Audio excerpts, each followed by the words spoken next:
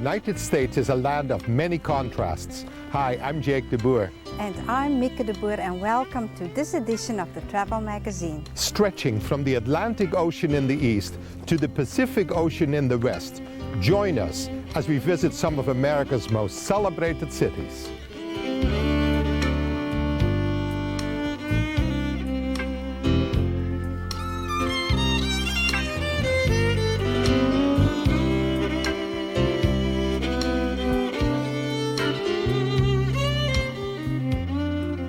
New Orleans, and what do you think of?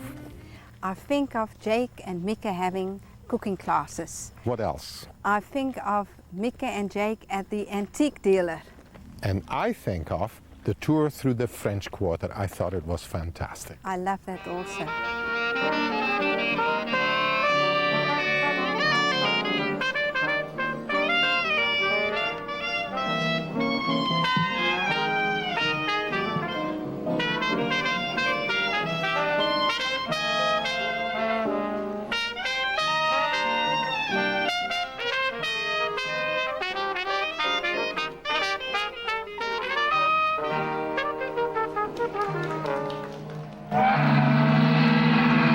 There's a mystique about the French Quarter, that so many tourists come to town and they go down there because you have so many different things. We have so many different types of food, so much music.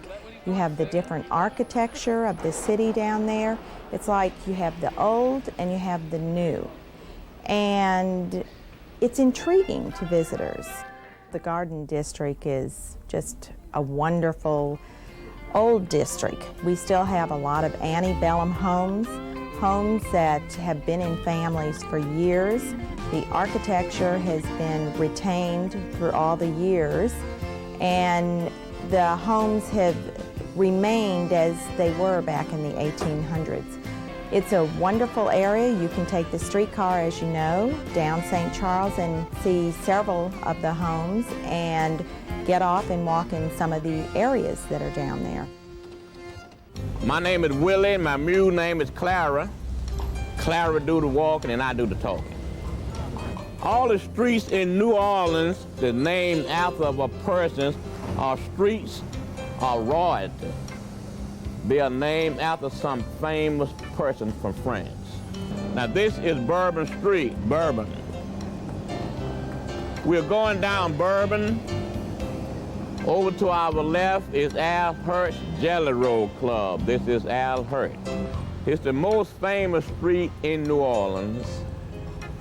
And what makes it the most famous is lounges. Say, for instance, over to our right is the 5-4 Club. It is not a strip joint, but they have good entertainment there. So things like that would make Bourbon Street the most famous.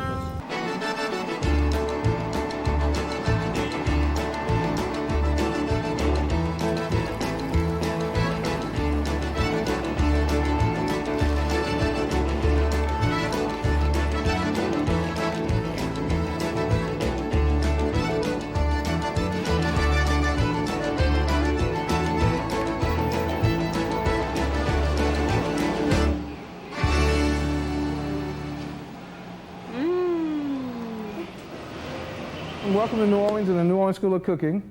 And this is like home. When we have parties at home, if you look in the living room, you see acquaintances. But in our kitchens, this is where our friends gather.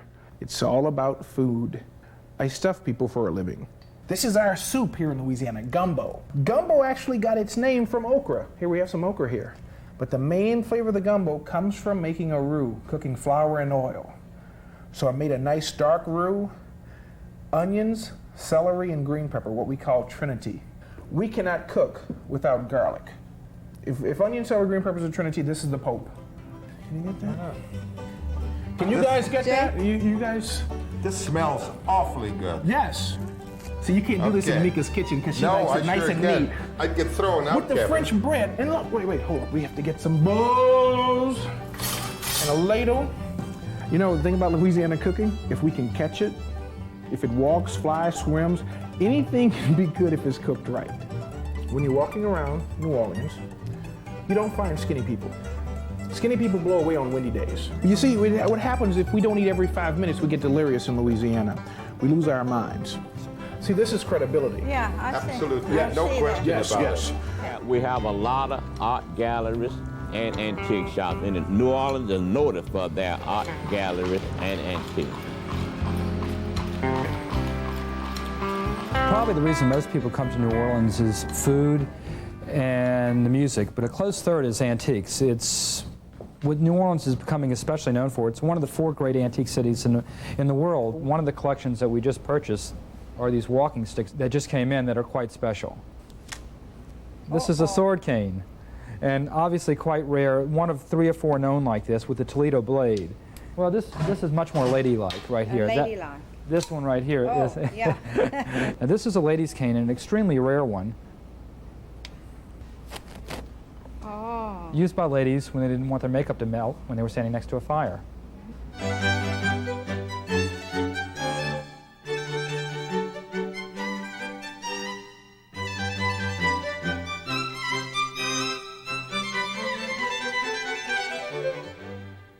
It takes a second to set up, but it's worth the time it takes. Okay. These are called system canes or gimmick canes or gadget canes, but this is, of all the canes ever made, this is the premier example of a gadget cane, and thus the most expensive, of course. And it sold for $19,500. When? Just recently? Yesterday. You put it up, and Can I give it a try? I'm sure you can do better than I.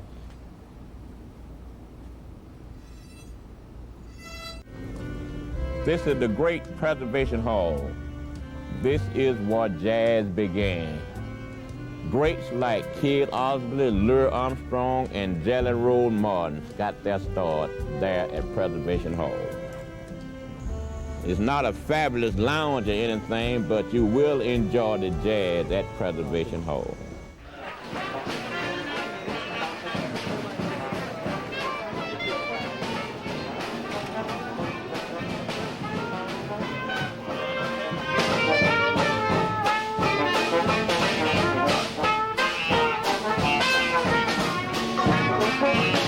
We'll be back with more of the travel magazine right after this.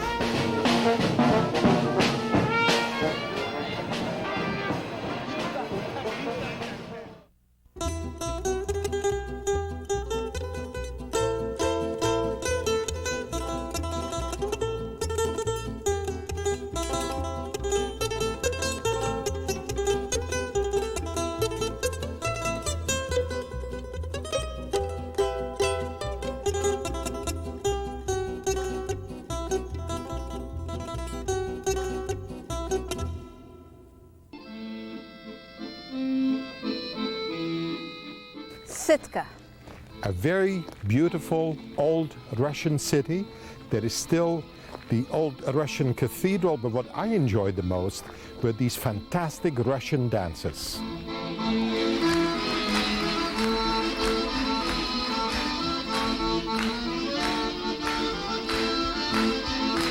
Well, the group was formed in 1969 in an effort to provide some type of entertainment for tourists and guests coming into the Sitka. Bishop Theodosius, who was the bishop for the Russian Orthodox Church for that time, gave us some assistance, and we began with 4 dances. And that was 1969, and now we have a repertoire of about 35 dances.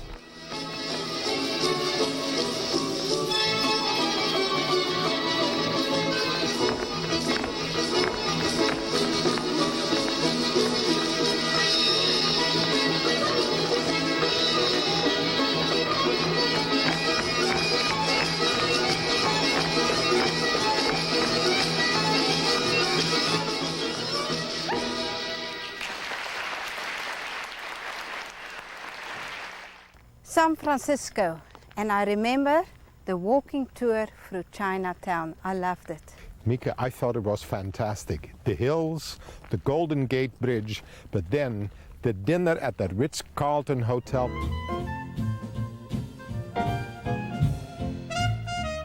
San Francisco is in many ways a small town with dozens of districts and neighborhoods that give it its charm and character.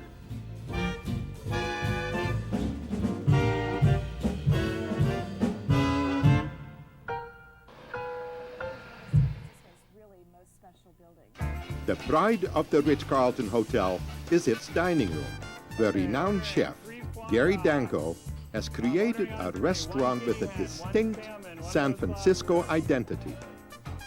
Well, Gary Danko is indeed a very talented young man. He's been responsible for a big part of the success of this hotel.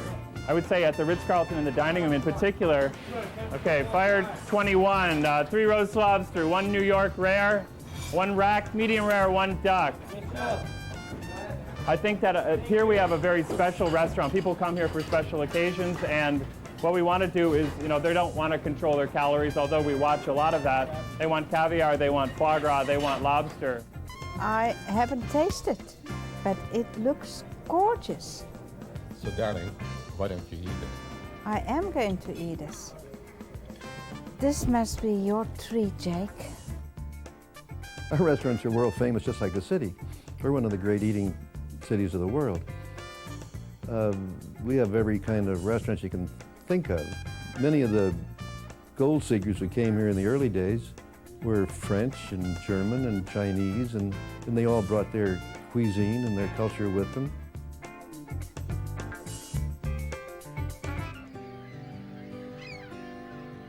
Early risers can still see San Francisco's fishing fleet pull in just before dawn, just as they've been doing since the 1840s. In the old days, shipping and printing were our largest businesses, and the waterfront was teeming with shipping from all over the world.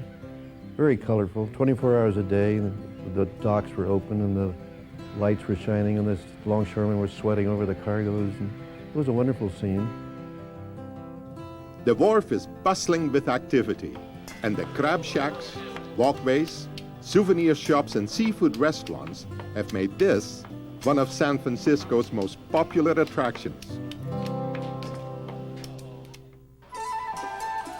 The official entrance to Chinatown is on Grand Avenue and Bush Street, where the famous Chinatown Gate invites visitors to step in the world of herb shops, hanging roast ducks, and a cacophony of Chinese dialects. Welcome to San Francisco's Chinatown, Jake and Mika. This is the gateway, and we're going to go on a Walk With Chinatown tour. This is called Portsmouth Square. This is the most historic area of Chinatown, and I call it the heartbeat of our community, because when the first Chinese came here from Canton, China, they came over to this area. Of course, there was no buildings, no hotels for them to see. This was actually the waterfront.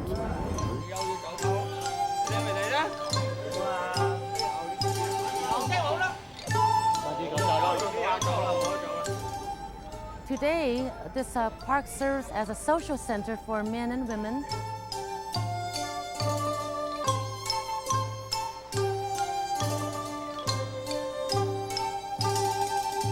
The food is a very important part here in Chinatown. Most certainly, I think it's a form of communicating love, because when you see people, you always say, have you eaten yet? In fact, let's go into this restaurant. It's open 24 hours. Oh, let's go in. Great.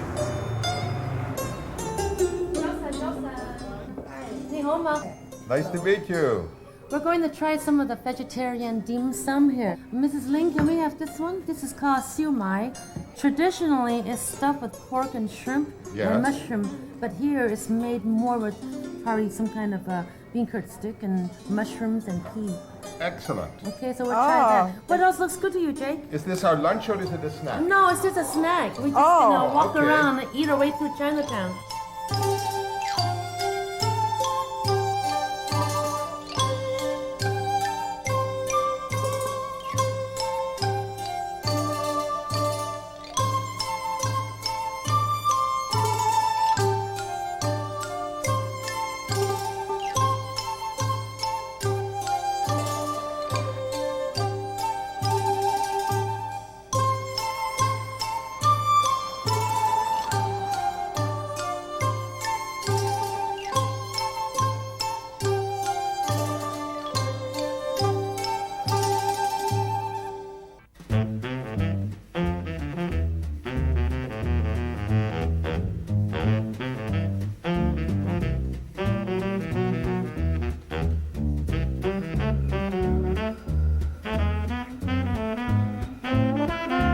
Well, Andrew Halliday, he was just taken aback by the number of horses that were killing themselves on the hills and the cobblestones. He invented the cable car just to save the horses. A lovely fable, but apparently true. And the cable still runs the same way as it did in 1872. Been no change technologically. But there's been very few accidents considering the technology. There's always room for one more. That's what the motormen always say. Get on, there's always room for one more on a cable car. Wherever anybody can get a tow hold or a hand hold, they'll get on the cable car.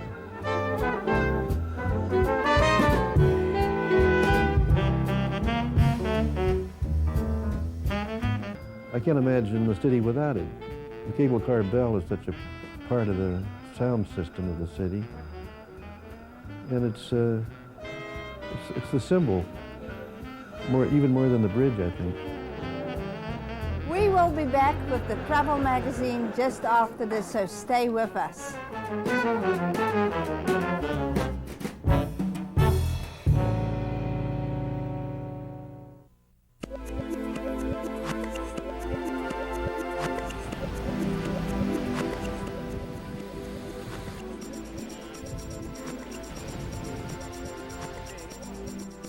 Fort Lauderdale, what did you remember? I remember the racetrack and the greyhound races. First time I've seen it, I think it's terrific. And you? I remember the wonderful time I spent in Butterfly World. And I remember the miles of beautiful sandy beaches. And you? And you know what I enjoyed? The water taxis going through the Millionaire's Row. And you know what I think? It's time to see Fort Lauderdale.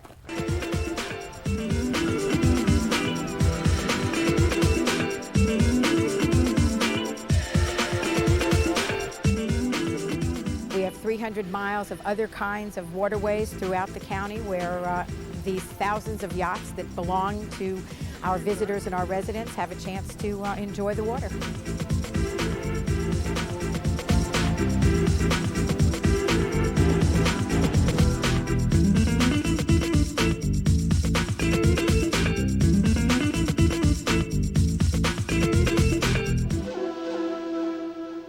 Greyhound racing is one of the many pari-mutuel sports that people can enjoy in the greater Fort Lauderdale area. They are very successful in terms of generating interest for people who are interested in a little more than just sport, want to put a few dollars down on a very exciting, very fast greyhound race.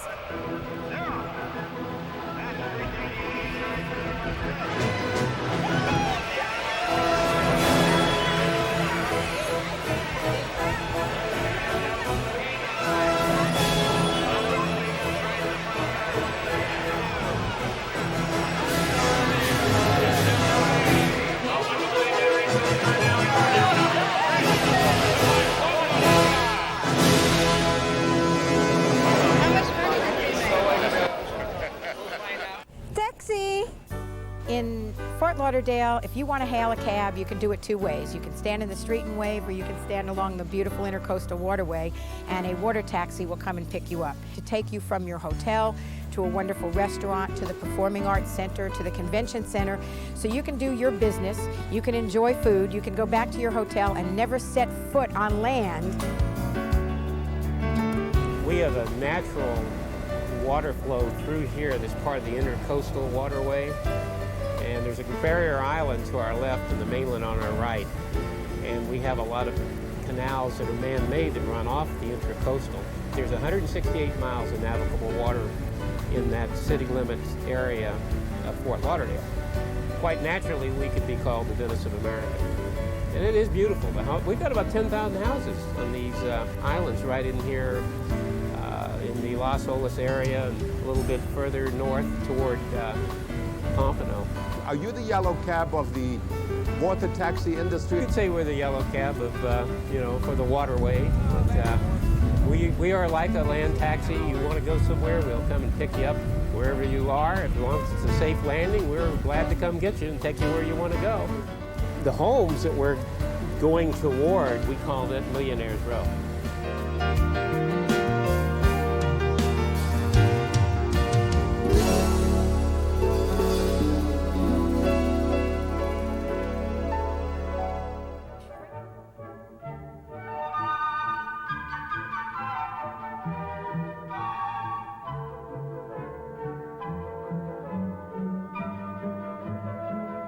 Butterfly World in Fort Lauderdale is one of only 2 in the world. And one of the things that we find is that it's the biggest surprise in South Florida. And it's educational, but mostly entertaining. So Donna, you are in the world of the butterflies. Yes, I am. So tell me a little bit about this wonderful place we are at. Well, this place is unique because it's probably the only outdoor facility of its kind in the United States. Most of the other butterfly houses in Europe and North America are glassed-in enclosures, but this is all screened in, as you can see, and the air circulates, and so you don't feel like you're in a hot house. You feel like it's supposed to make you feel like you're in the tropical rainforest. Today's a perfect day because it's hot and sunny, and that's the way they like it. And you can see they're just kind of all floating around you and just kind of swarming around and looking for nectar. I think it's a wonderful place if you love nature, if you want to see things you probably have never seen before. Some of these butterflies just come from New Guinea, they come from the Philippines, South America, come from all over the world, all in one place for you to enjoy. It's just a peaceful, beautiful place.